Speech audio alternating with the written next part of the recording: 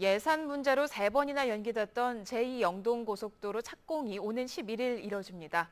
오는 2016년 완공으로 기대되는 효과를 짚어봅니다. 최현석 기자입니다. 경기도 광주 초월에서 원주 가연동 간 56.95km를 잇는 제2영동고속도로 건설 사업. 재원 확보의 어려움으로 착공 시기가 3차례나 연기되며 답보 상태를 보이다 오는 11일 드디어 첫 삽을 뜨게 됐습니다. 지난 2008년 민자고속도로 실시 협약 체결 이후 4년 만입니다. 그동안 사업의 가장 큰 애로는 재원 문제였습니다. 그런데 산업은행과 16개 민간회사가 컨소시엄을 구성해서 민간 투자 사업으로 추진을 하게 됩니다. 제2영동고속도로 건설 사업에는 모두 1조 2천억 원의 사업비가 투입돼 5년 뒤인 오는 2016년 11월 완공 예정입니다. 제2영동고속도로가 건설되면 서울 원주 간 통행거리는 15km, 통행시간은 23분 단축될 것으로 예상됩니다. 상습적인 정체에 시달렸던 기존 영동고속도로의 교통 흐름이 개선돼 연간 5조 원의 물류비용 절감 효과가 기대됩니다.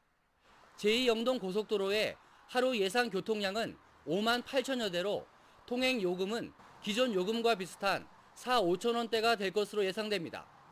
제2영동고속도로 착공에다 내년 9월 중앙선 복선전철 개통, 그리고 여주 원주 간 수도권 전철까지 연결되면 수도권 시대 원주권의 기업 유치와 지역 경기 활성화가 한층 탄력을 받을 전망입니다.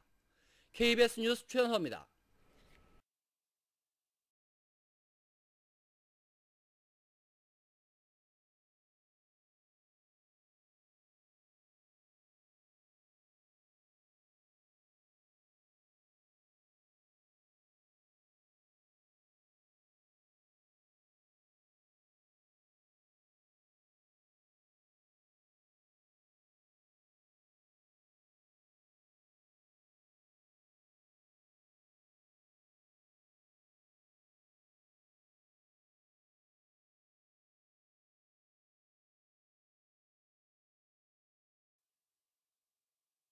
오늘 신강릉역이 최종 확정되면서 복선전철 공사도 본격적으로 시작될 전망입니다. 앞으로의 일정을 박상용 기자가 취재했습니다. 영동 지역의 최대 수건 사업인 복선전철은 내년 상반기에 공사가 시작될 전망입니다. 우선 평창과 대관령 터널 구간이 포함된 7에서 909가 내년 3월 가장 먼저 첫 삽을 뜹니다. 공사는 강릉에서 원주까지 120.4km를 10개 공구로 나누어 진행됩니다. 강릉 시내 구간을 제외한 다른 공구는 실시 설계도 거의 끝났습니다. 동해안권 철도 중심지 역할을 부여한다는 계획을 가지고 계획을 했고요.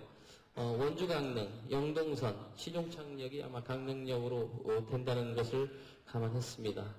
강릉 원주 복선전철 구간의 속도는 최고 250km로 설계될 예정입니다. 공사는 6년 뒤인 오는 2017년 6월쯤 마무리되며 6달 동안 시험 운행을 거친 뒤 2018년 1월 정식 개통됩니다. 복선전철은 열량짜리 1개 열차가 30분 간격으로 편성돼 운행됩니다. 서울에서 강릉까지 전철 소요 시각은 1시간 10분대. 육상 교통수단에 비해 수도권과 무려 2시간 이상 가까워진 만큼 올림픽 성공 개최는 물론이고 일상생활 등 모든 분야에서 획기적인 변화를 예고하고 있습니다. KBS 뉴스 박상영입니다.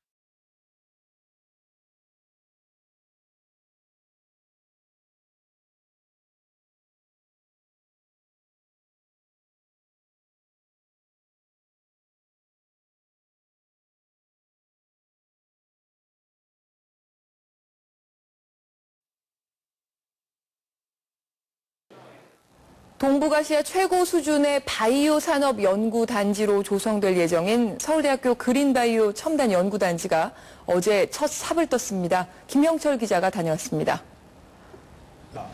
하나, 둘, 셋! 평창군 대화면 신리 일대 278만 제곱미터에 서울대 그린바이오 첨단 연구단지가 들어섭니다.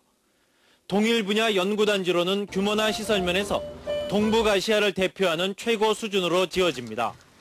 바이오 산업의 선두주자인 유럽 등 세계적인 기술과 겨루는 게 궁극적인 목표입니다.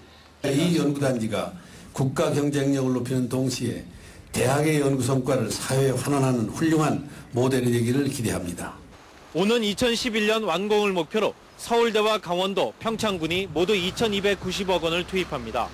6개 연구센터를 중심으로 동물을 기르고 식물을 재배하며 농업 생명 산업을 연구하게 됩니다. 이 동부가 중심의 그런 농업식품 거점으로 육성을 하겠습니다. 연구 성과는 실제 공장에서 제품으로 생산되고 응용 분야도 기능성 식품과 의약품, 화장품 등 무궁무진합니다. 바이오 관련 업종에 다양한 기업들도 입주해 첨단 산업단지의 모습을 갖출 예정입니다. 우리 주민들을 자꾸 참여를 시켜 나가야 되겠다. 그래서 기업 유치와 일자리 창출에 주안점을 둘 생각입니다. 한국농촌경제연구원은 연구단지가 활성화되면 연간 2,400억 원의 생산 유발 효과와 함께 2천여 명이 일자리를 얻을 수 있다고 분석했습니다. MBC 뉴스 김영철입니다.